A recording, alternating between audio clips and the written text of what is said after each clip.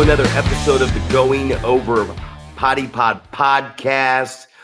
It is I, your co-host, your neighborhood-friendly trainer, coach, promoter, 43-year-old professional wrestler, Zack Primetime Reeb, and I'm joined alongside, as always, my podcast partner and the man who, when I piled down a bunch of barbecue at a beautiful place called Red's in Carson City yesterday, he stuck to his guns and ate his pizza. The Wrecking Ball, 7 feet tall.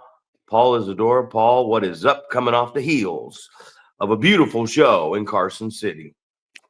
Oh, it's just like you have that hangover, right? You go to, I don't know, I always feel like you get done with the show and you got the adrenaline where you can't go to sleep for a while. And it's always, as I'm driving home, even though that we were in a different city, we were in Carson City yesterday.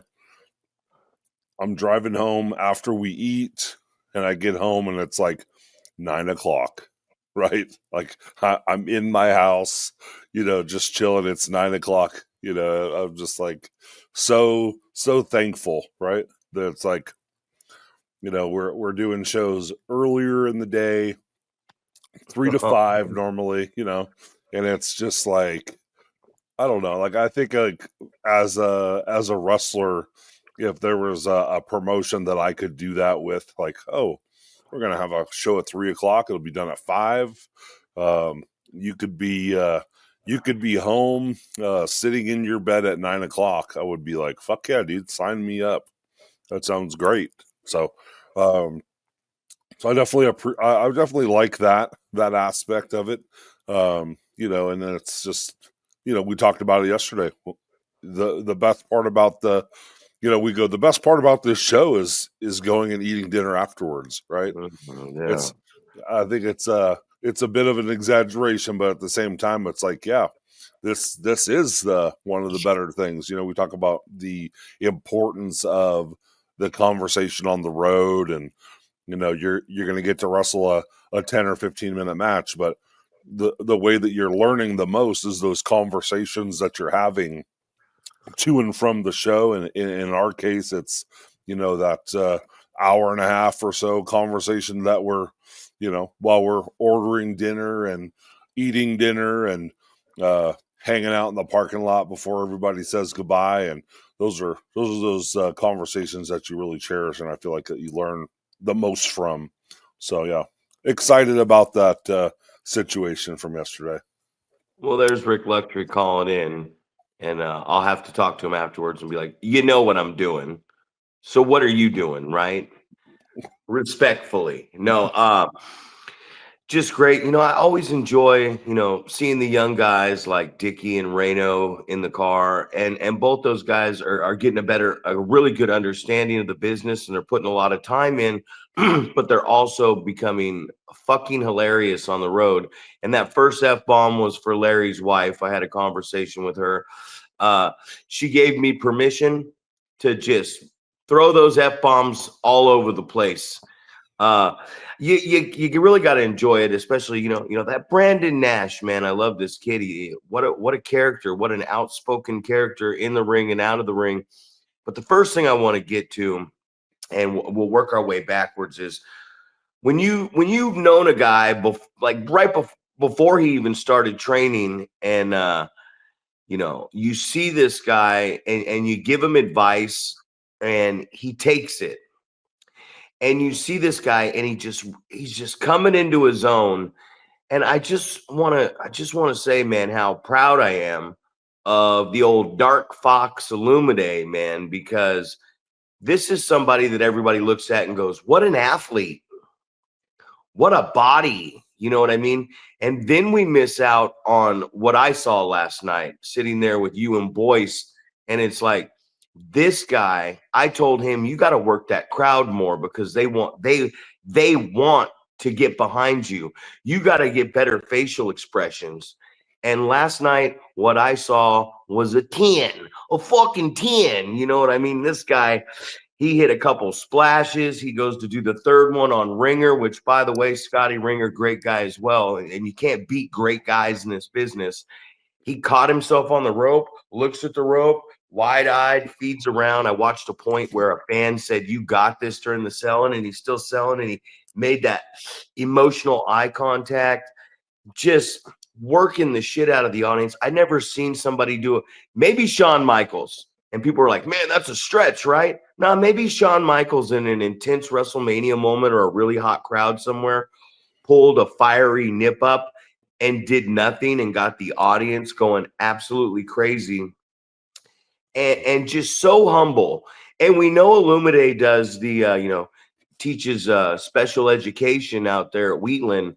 One of the best moments for me was me and the bad boy are walking out of the building, and a handicapped fan with her mother comes up crying and screaming to where Illumide's at the table, because that's where he goes. No matter the main event's over, you don't get a chance to really talk to this guy because he's out there at the merch table to talk to the fans, and not just talk to the fans to try to sell merchandise. He's out there to really talk to the fans because he is a great human being. And it was just one of those moments, man, where it was like he got up and I saw the tears start to water in his eye. And you just to see somebody get it, right?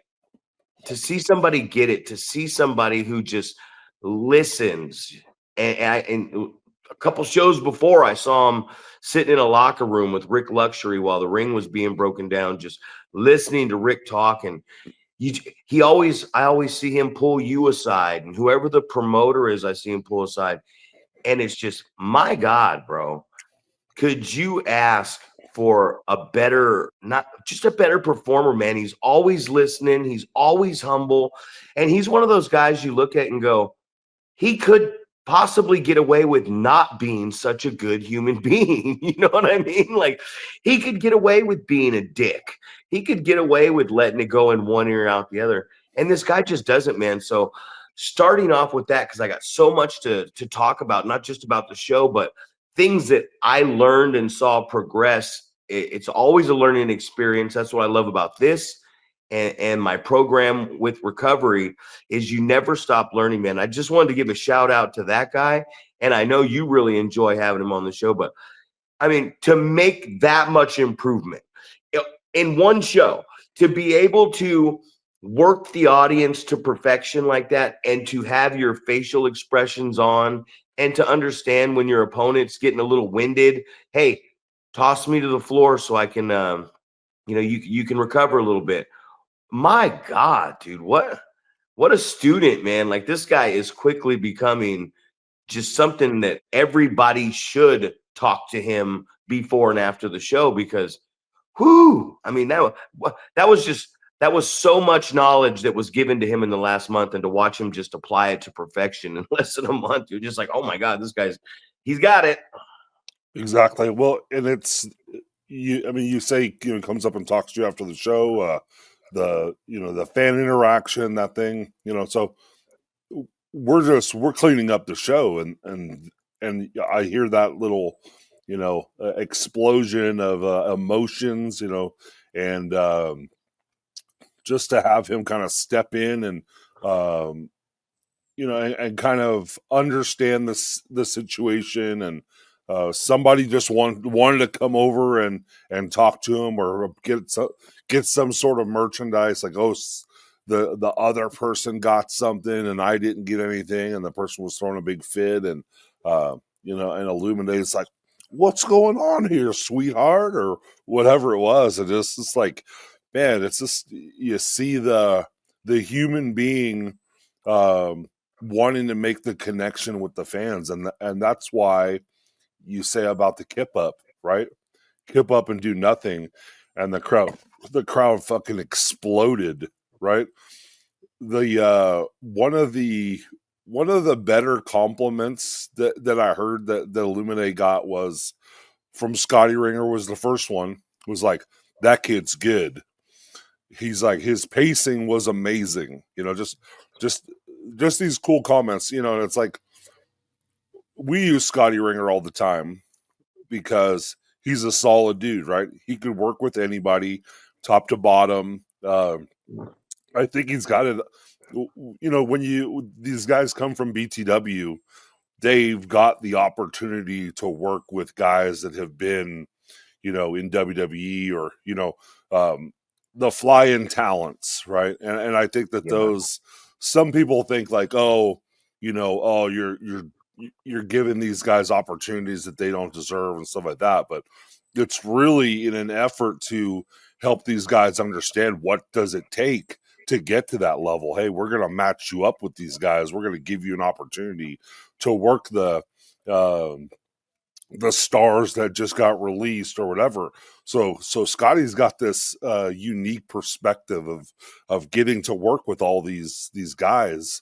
And I think that that's something special that the BTW guys always had, is they always had that knowledge where they were able to work with those the former stars, the guys that are kind of on their way back down the ladder. So getting a compliment like that from him, from a guy that's probably seen that from a whole bunch of different former stars, is a really big compliment, and I passed that along to Illuminate as well. But the other one was, a lot of times the crowd is tired, right? You're 2 hours into the show, that main event comes out, and they're tired, right? They've been clapping, they've been cheering, they've been doing that. But the one thing that I heard was like, that match was probably the loudest, right? The crowd was most into that match. Mm-hmm. And, what I was telling Illuminate was, that's what you want, man. You want the show to build up to the main event.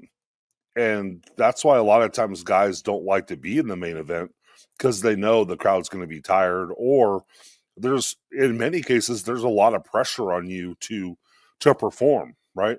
Because you don't want the show to go off and people go, oh man, I could do without that, right? You want people to go, man, the main event was amazing. I can't wait to come back. So, to be in that situation, to step up to the plate and perform, and have the last match of the show just be the loudest, the one that the crowd is the most into. That's just another testament to what they were doing out there. So just kind of all inclusive. You talk so highly about making comments to him about improvements, and he just, he continues to seek out more information, right? What can I do better? And I was telling him, like, as I'm critiquing the match, I said, we're kind of nitpicking at things here, right? There's a few things you could have done better. And he goes, I want that stuff though. He goes, I want to know all the little things that I could have improved on. And I think that that's really the indicator that this guy is going to be a really big star. And I'll give you one last thing. He's like, should I take the belt home with me? You guys let me take the belt home with me last time. And I was like, yeah. I said, but to be honest, in my mind, you're the next guy that's getting signed, right? You're going to get signed anytime. And he's like, oh man, don't worry. He's like, I'll get it back to you if I get signed. And I was like, just, I don't know. Like you said, just so humble, right? It was almost like he was surprised.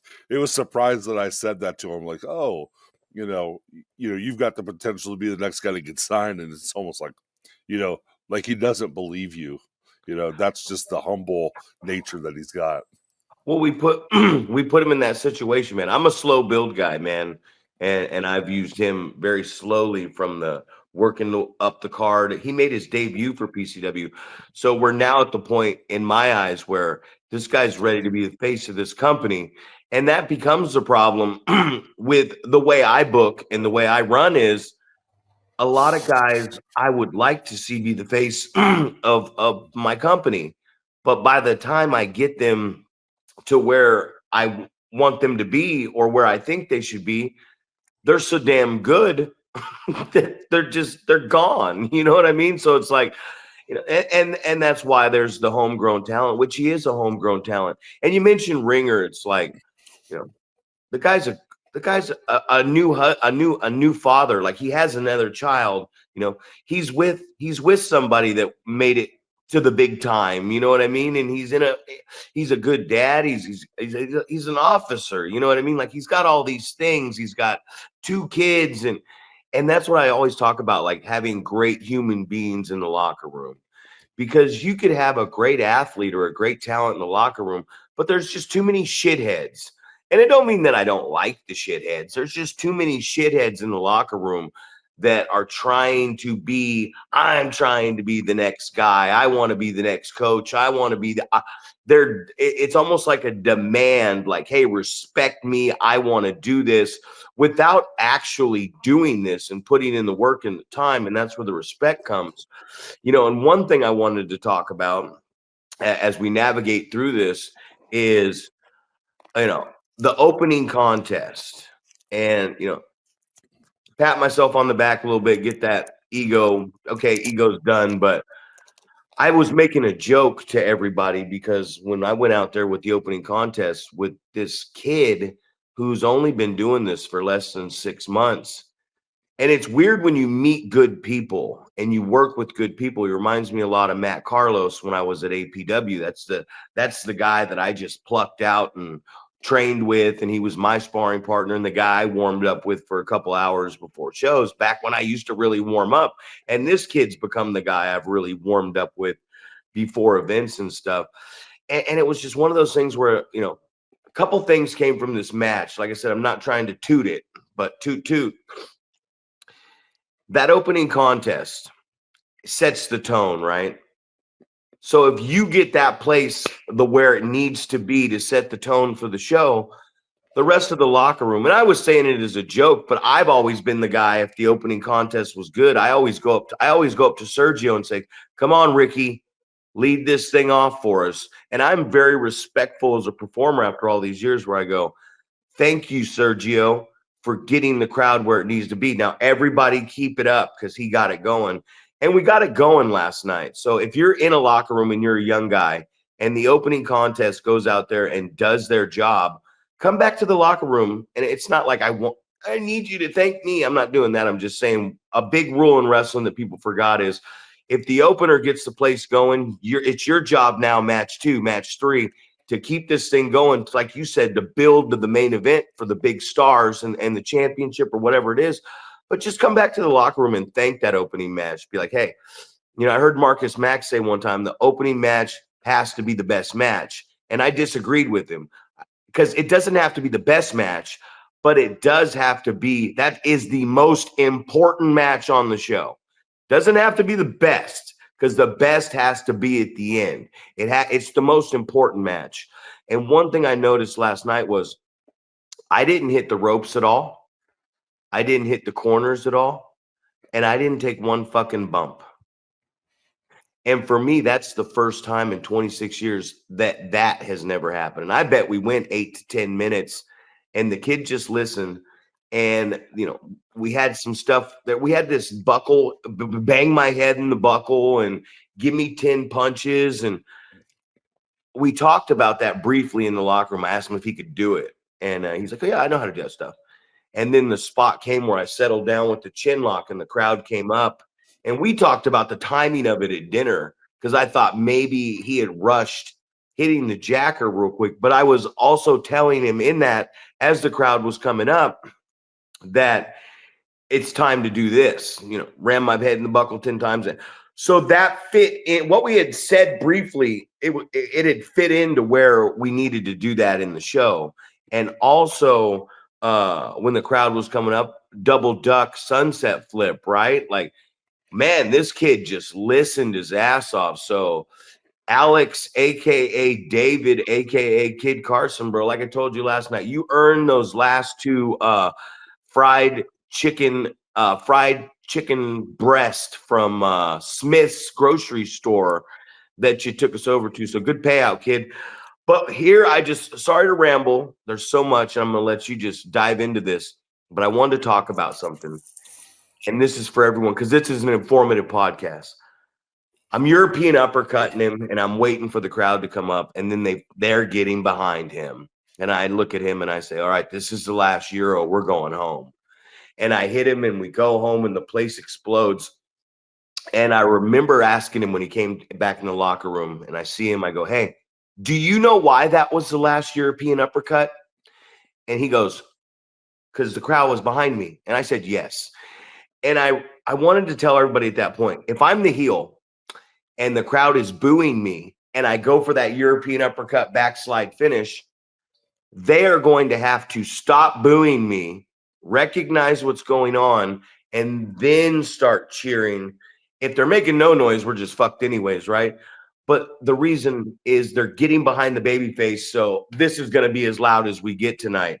And I just wanted to say that professional wrestling, to you young guys out there, if you're listening, and I know there's people listening and we're starting to build a little bit, wrestling is like this.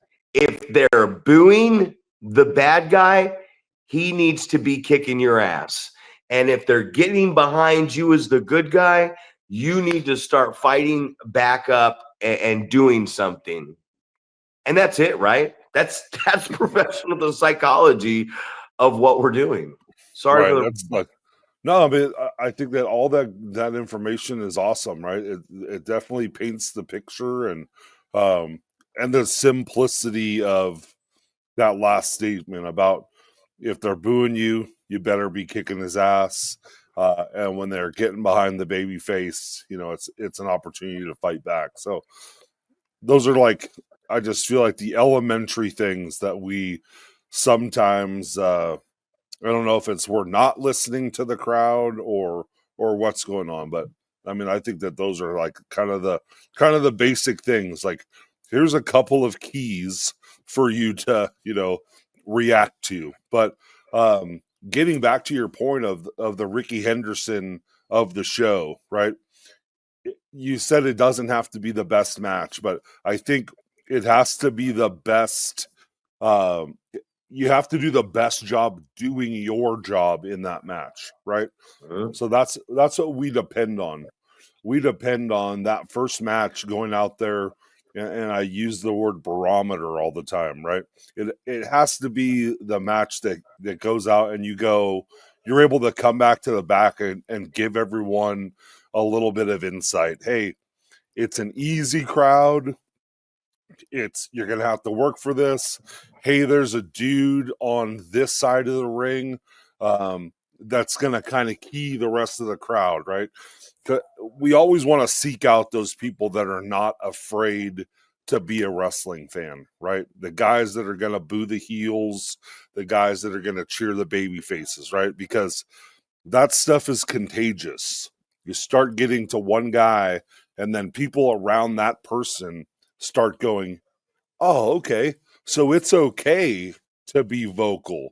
It's okay to be involved. It's okay to cheer and boo and things like that. So you know, that's another just little key to being in that first match is like, so you can go back to the rest of the guys and go, hey, there's a dude you can fuck with at this, this spot in the ring. This dude's into it, and then it spreads like wildfire, right? And that's kind of the key to getting the shows going, right? You want to get those reactions, you want to get the crowd into it.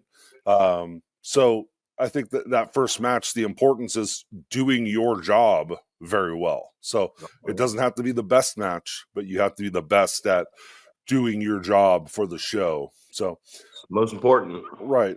And you just were talking about Rick Luxury, right? And it was making me think about somebody said, hey man, we had Rick Luxury back, and it was cool, man. You had those fans that they haven't seen him in years, right? He hasn't been in Reno in years, and some of these fans remembered who he was and came out. He got a good reaction, and um, and we've been thinking about doing those things like these people that we haven't seen for quite some time, and and bringing them back, and it triggered me like you just had Fab on your show, right? The fans hadn't seen him in a while, and I just remember I had never seen him in my life, right? And I just remember like the type of reaction that he was getting just fucking dancing and moving his shoulders, and the song, everything clicked up where I was like, oh, fuck, dude. This dude's getting a huge reaction, right? These fans are into it. You know, and obviously great look, a big giant dude. Just a big powerhouse looking dude, right? So I was like, you know, bringing those guys back that these fans haven't seen for a while, you know, and we're trying to incorporate that into what we're doing as well. But it just reminds me of, you hear back in the day, people getting stooged off, right? And back in the day, that was, you know, they say, you know, telephone, telegraph, telewrestler, like like the gossip circle, right?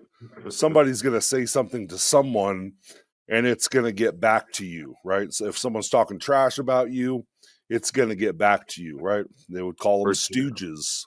And you think about how much easier the information travels nowadays, right? Where someone's going to say, "Hey, did you see what this guy posted about you?" Right? Yeah. And it's like you're thinking about trying to bring guys back that the fans haven't seen in a while, and then inevitably somebody stooges this person out and says, "Hey, guess what this person did?"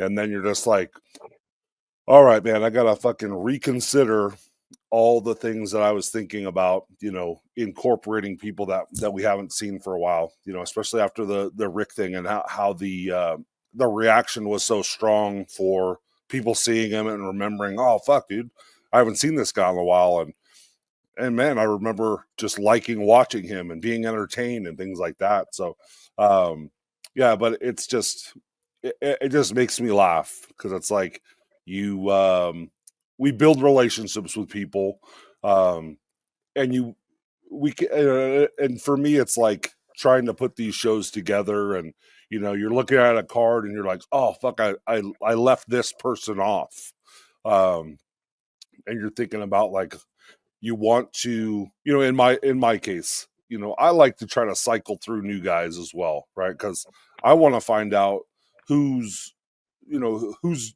getting better, right? Who can we use? In a lot of cases, we use some matches as a way to really um, teach people, you know, put them in there with a more experienced person. So, and we talk about it all the time, right? I'm so big on the having a leader in the match, right? I always talk about, if it goes to shit, who's going to uh, right the ship a little bit, right? Who's going to get it back on track, and the importance of having someone in every match that's going to be that guy that can kind of go, you know, hey, it's going downhill. This is how we're going to kind of rein it back in, and we're going to get it back where it needs to be. So having those more experienced guys with the newer guys, so we can kind of you know, teach along the way, and hopefully the newer guys that are, you know, just getting into the business, or been in for a little bit and need some polish, hopefully we can get them in there with guys that are more experienced. So, you know, kind of backtracking, trying to get those guys that have been around for a while that you've used in the past and things like that,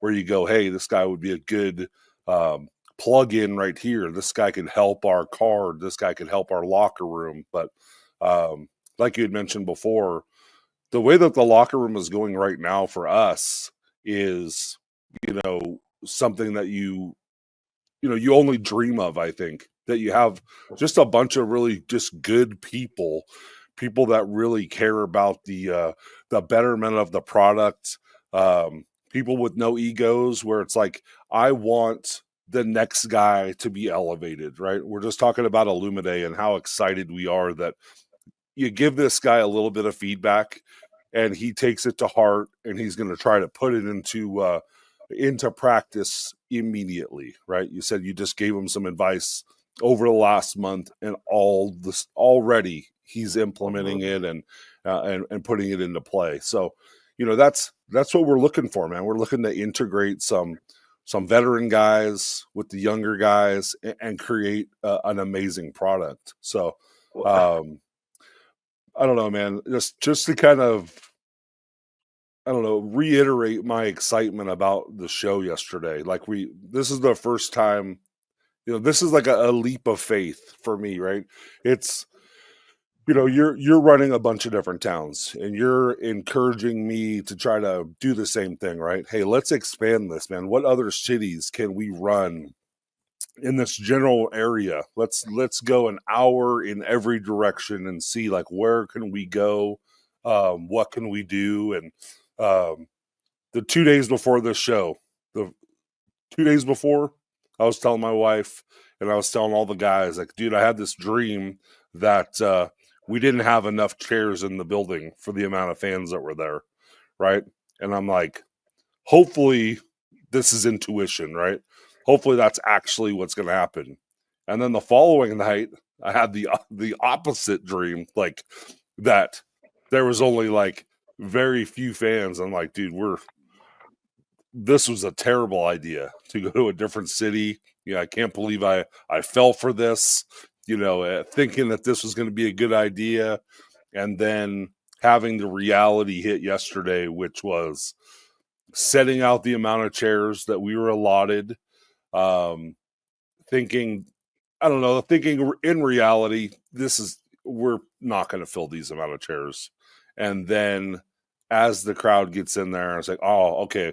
Hey guys, we need to add another row on this side. Hey guys, we got to add another row on this side. Hey guys, we got to add another row on this side. And then, when it all comes together, you're realizing like, all right, so this place is pretty packed.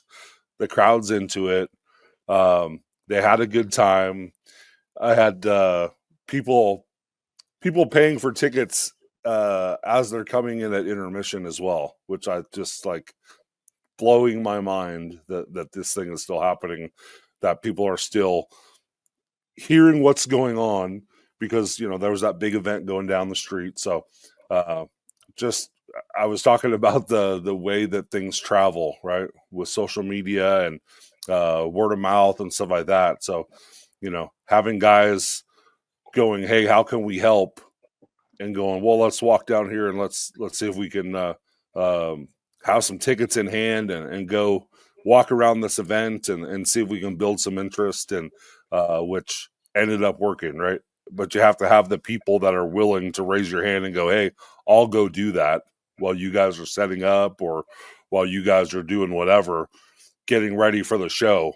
Let me do my part and I'll walk down the street and I'll go try to, build some excitement for this thing. And, I don't know, just the culmination of how it went off was exciting, man. It just gets me, obviously I'm sending you buildings last night.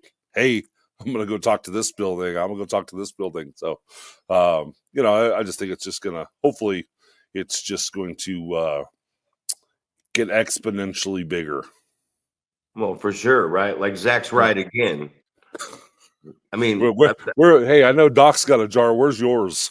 I do need a jar, and that's the thing, man, is it's not that I'm right, because it's like, oh my God, Zach is just this really smart fucking, I think I'm a pretty intelligent guy, some good street smarts and hustle, but that last part's it's the hustle.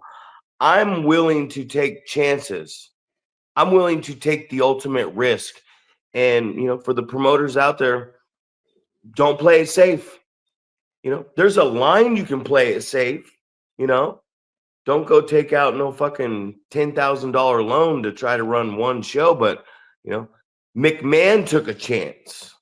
It wasn't as risky of a chance as everybody wants to believe, but you got to risk it, man. You got to risk the money. You got to, if something needs to be paid for, you got to do it, man. You got to take the chance, because if you don't, you're going to be playing small ball. And if you want to play small ball, go ahead and play small ball. And the reason I like working with you, not just that we're friends and we do this and all and we've become really close friends, man. And the reason I like working with you is you take chances, you listen to things. One thing you were talking about earlier was the spots on the card and everything. And like last night, you came up to me because somebody didn't show. And I always say, when somebody doesn't show, it becomes bigger, right? Like it gets better. And no offense to the people that don't show, but you guys came up to me and I called voiceover and everyone sat around and like, what do we do? And first thing I said was, we got a hood, you know what I mean? Because that's just do we? You might have JJ Perez and the Mr. Wrestling 4 gimmick in the building. What easy fix. But you're looking around to elevate. Like me and Boyce could have worked twice. One of us could have. But there's no point in us doing it. We've been around for so long. And you're looking over here and you see this guy chomping at the bit because he wants something. He wants to be a big part of this show. And he's a big motherfucker, you know what I mean? And he's just so humble. And you're looking over and you're like, this is the guy that needs to be elevated right now. And he steps up and he goes out there and he works back-to-back matches and gets an opportunity. And it's a new town and elevates himself. And at the end of the night, he walks out there and takes his shirt off and he's standing towering over the big 8-pack muscled up champion that everybody likes. And you're like, okay, we got something. And I remember saying, baby's up, baby's up, baby's up. And because I said that, this guy was going to end up getting tapped out earlier. You know what I mean? And then now all of a sudden someone doesn't show. And now we put this guy in a position where, oh shit, I think all those fans that packed that building that love this champion already they're going to want to come back to see this guy versus this guy. And you don't have to give them a definitive finish or what they want, man, because you now have something. And that's the beauty. Hey, you couldn't make it or you couldn't make it. There was some miscommunication. Now we got somebody who is diehard dedicated. He's the guy that drives everybody there. He's the guy that drives us on that long ride home. He's the guy that sits in that locker room and is just a student of the game. And now he's been waiting. He's been waiting. So when you guys ask me that question, I'm looking around and first I'm trying to avoid getting me or Boyce having to work twice. You know what I mean? I'm like, yeah. That's what I told him later. I'm like, we don't want to work twice. But I look over there and I see this guy with his hair slicked back and he's just, and I'm like, there he is. Because we always learn. And, you know, I gotta give a lot of props to my coach, the guy that trained me, no matter what. So much he has implemented in my brain and such a smart booker and everything that one of the things he told me was look around that locker room when a situation arises and just ask yourself, who needs to be elevated?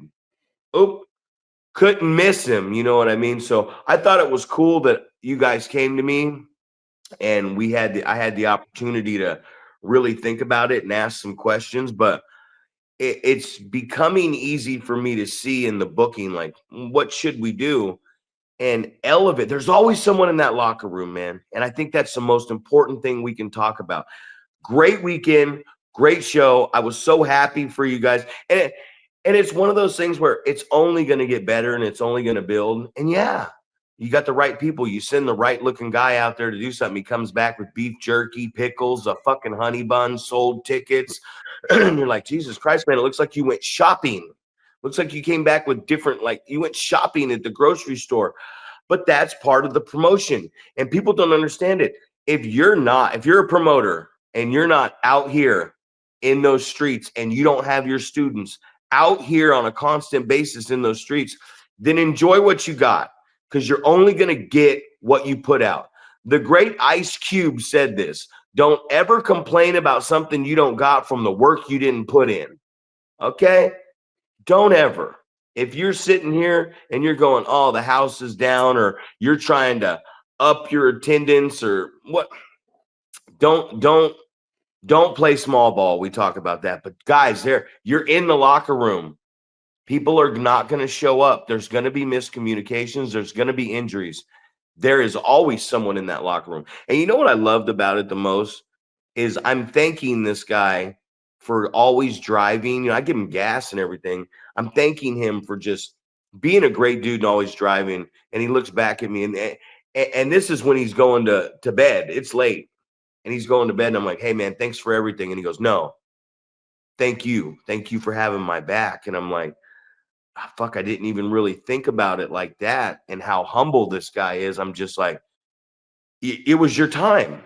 Because it's not that he wasn't on the card or being really misused. It was, we just didn't have nothing for him at the time.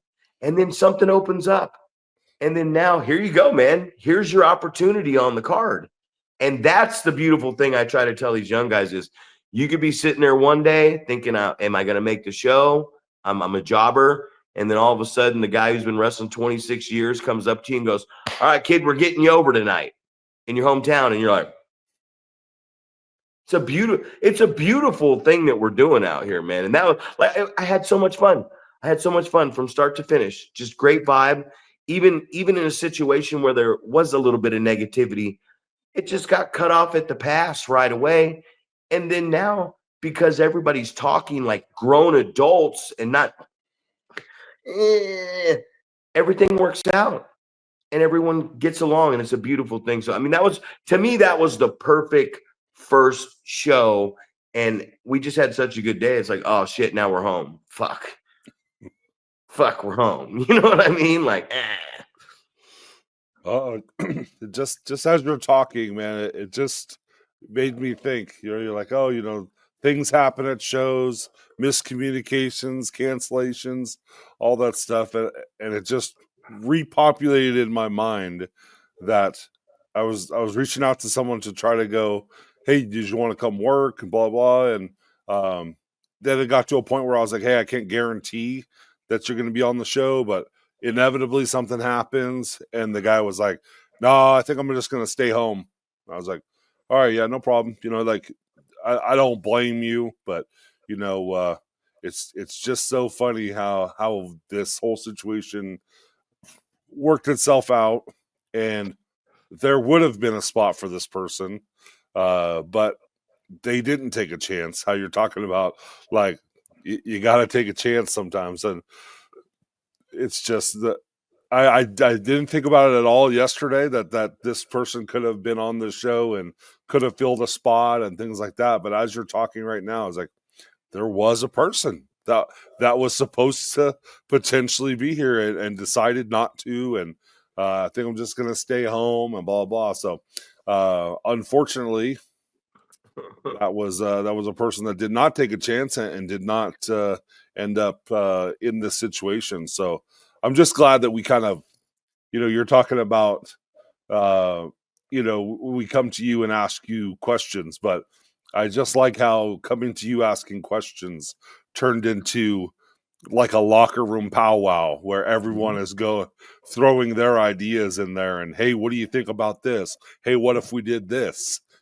So I love the everyone wanting to contribute and saying, hey, what do you think about this idea? Or taking one idea and just it just snowballs into what hopefully is going to be the best idea.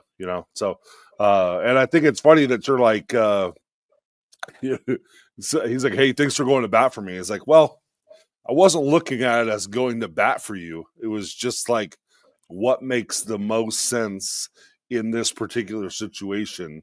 And I don't know, man. It's just, opportunity comes to people that are prepared, right? So, sure. You're not going to get those opportunities unless you're in the right place, take the right chance.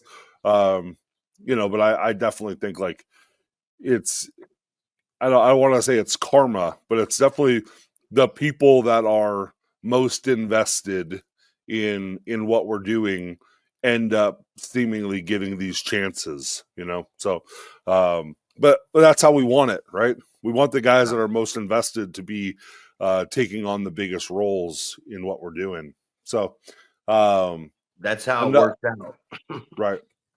Another thing that popped into my head just probably 30 minutes ago when we started talking, I was like, I can't forget to talk about this because this was another like full circle moment, man. We had that answered the call, right? So I think we had 7 people in there, and you know, trying to earn the opportunity to get free training, right?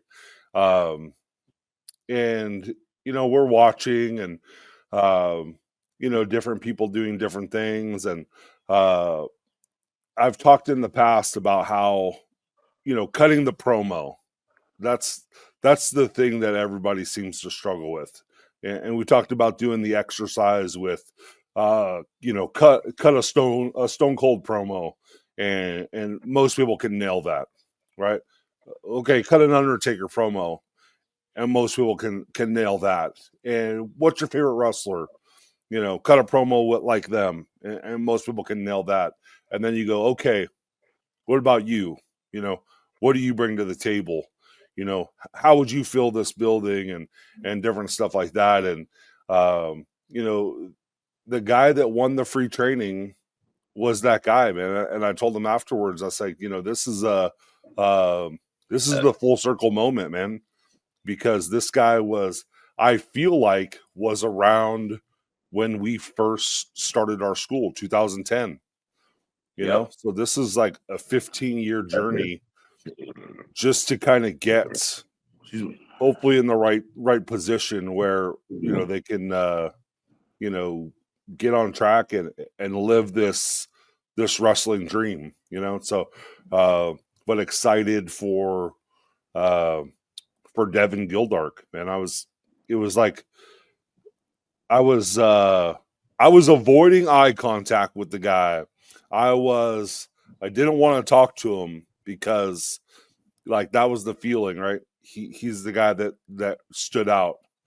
It was the guy that we were gonna announce it at intermission. So I was like, I don't want to talk to this guy because I don't want to slip up or anything like that, or give this guy any indication, right? This is, we always talk about the element of surprise or whatever like that. But I videotaped this guy as they announced that he won the contest, and you think about the promo that he cut, and I kind of said like that was the the thing that put the nail in the coffin, right? You nailed the promo.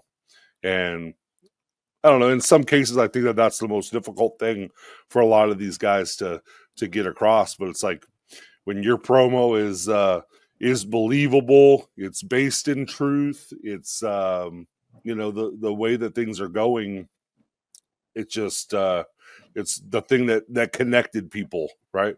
It's like, oh, this is a full circle moment here. So excited that to shake his hand, and excited to kind of get running.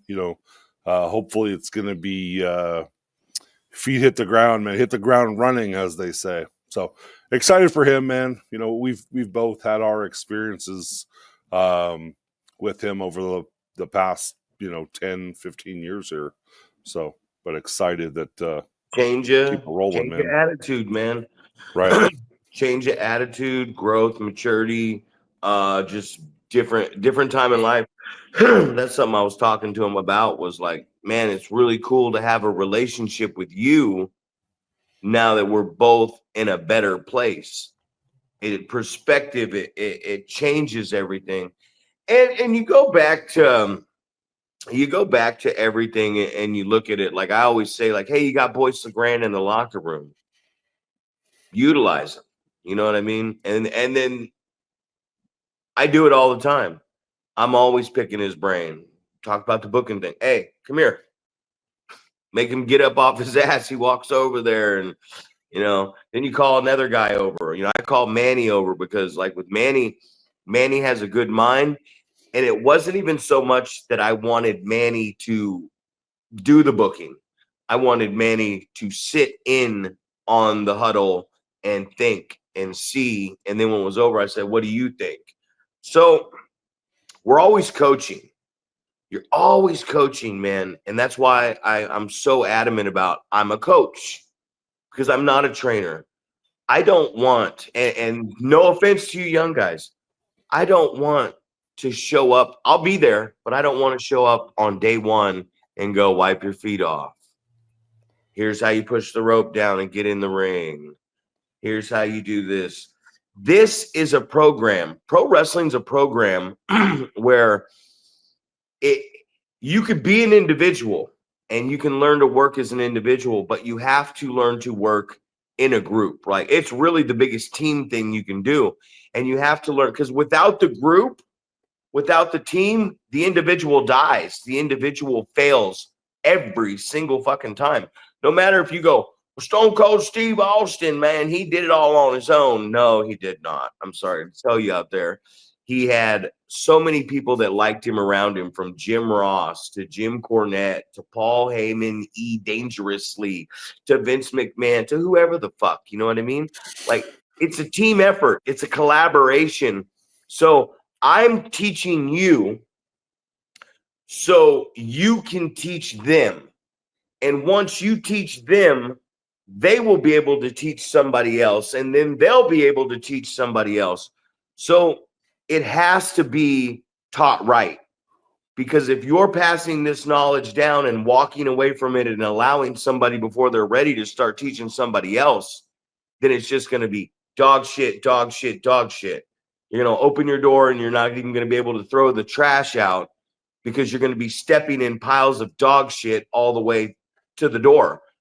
Now, for me, as I've learned, I would rather be able to navigate and avoid piles of fucking dog shit on the ground. And by the way, if I see a pile of dog shit on the ground, I'm going to pick that dog shit up and put that dog shit where it goes.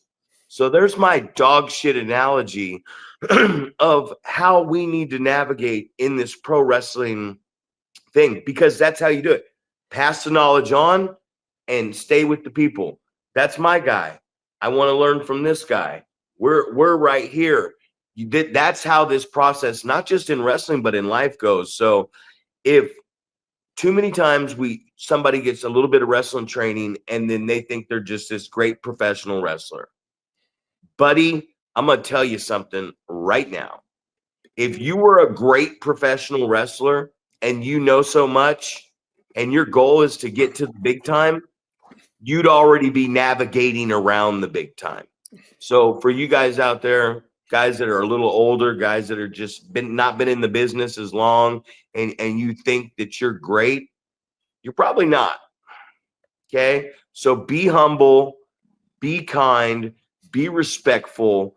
And if somebody who actually knows what they're talking about is actually trying to help you, it's because they give a fuck. So if you're not listening, yesterday I got a message from one of the workers, and he sent me a message. He probably sent it to you too. He said, 30-minute Iron Man match coming your way. And I was like, I said, damn, send it. You know what I mean? Because I'm like, if you're going to send it my way, I'm going to sit here and I'm going to sit through 30 minutes. Whether I think it's the best 30 minutes, you think it's the best 30 minutes, you're asking me to watch this shit, I'm going to watch it, and I'm going to tell you what I thought of 30 minutes. And I'm not going to tell you what I thought of your moves. I'm going to tell you what I thought of this.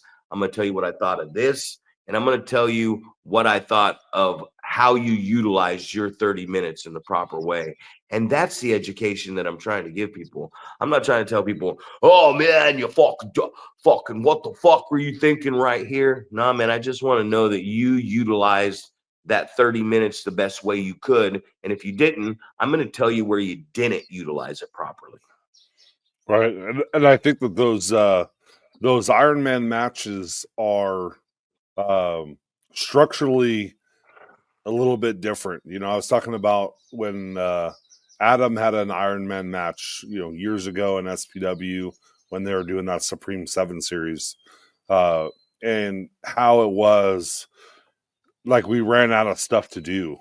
And I said, well, I guess that's going to be a lesson, and I talked about in the street fight, one of the last episodes, putting together a structure of, hey, when we hear 5 minutes, here, let's see if we can get to this sequence that will get a big reaction, and maybe it's a double down type thing where, we can let the crowd digest it a little bit and kind of set those set those throughout the match where you've got some, small finish lines to get to, right? Let's get to a couple different things where we can either continue on, or it's an opportunity to regroup, or whatever it is. So so hopefully there's going to be some good feedback.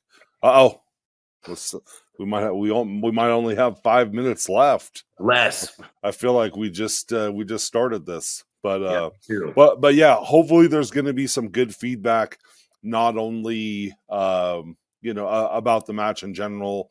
Hopefully there's going to be some structural stuff. Hey, I would structure this a little bit differently.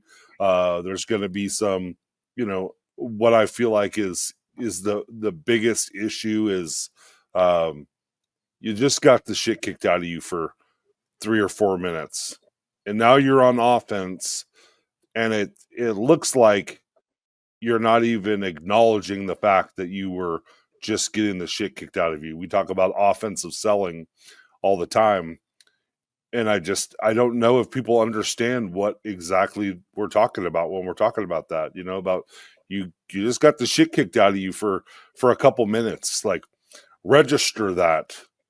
Make sure people know I'm firing back. Like, I always use the example, like, you chopped me or you punched me in the face or whatever. Now when I'm getting my heat back, it's gonna be like a cover that you hit me in the face. Like, I'm remembering that you just fucking hit me. That's why I'm giving you this ass kicking right now, right? This is the payback from you getting a good one on me. I'm going to try to get a good one back on you. So trying to remember that offensive selling, that you were just getting the shit kicked out of you, and you need to continue to sell, man. You can't just be zero to hero, the Superman syndrome, fire up and not show that you've been in a fight, right? You can't be a back to the 100% energy meter now that you're on offense, because you were just getting your ass kicked. So just remembering those type of things, I think it's going to be probably what you're going to be given the feedback on it, that, hey, this guy's kicking your ass, and now you're on offense and you're not fucking selling anything that just happened. Well, what I'm interested in is, this is the great time, we talked about it, for the double down. An Iron Man? That's it. Oh, yeah, right. Yeah, that's where you did that. We were just rambling on about it last podcast. Right. I was feeding you, brother. I was feeding you. That's the thing, is like, this is the best time to actually incorporate a fucking double down, because you're going 30 fucking minutes, 1 hour, whatever it is. So you're actually fatigued. So you can, this is the time where that actually does fucking make sense to do that in your match, not a 10-minute or less match. Oh, fuck, we're so gassed. That's right. Oh, you got all kinds of energy. You're jerking the air off. I had to get one jerk off comment in this podcast, didn't I? Always have to to get squeezed. Gotta squeeze one in. Just like at dinner last night. It's the right way to eat a hot dog versus not the right way to eat a hot dog. Table was up here. I was like, somebody scoop my food. Somebody scoop my food in my mouth. Yeah. So for everybody, man, it's just a great weekend. And most importantly, guys, I'm going to say it again. If you think we're talking about you, we probably are. Please subscribe to our fucking podcasts. Let's go a little bit. Let's go a little bit further. How about this? Sell. Throw good heat. Listen to your audience. And most importantly, pay attention to your bump and feed. Because, ladies and gentlemen, I'm going to let Paul close this out. At the end of the day, we're going over. That's right, man. We definitely got to be going over. You got to focus on those little things, man. That's really the way that you're going to be able to to really go over. Subscribe to our podcast, motherfuckers.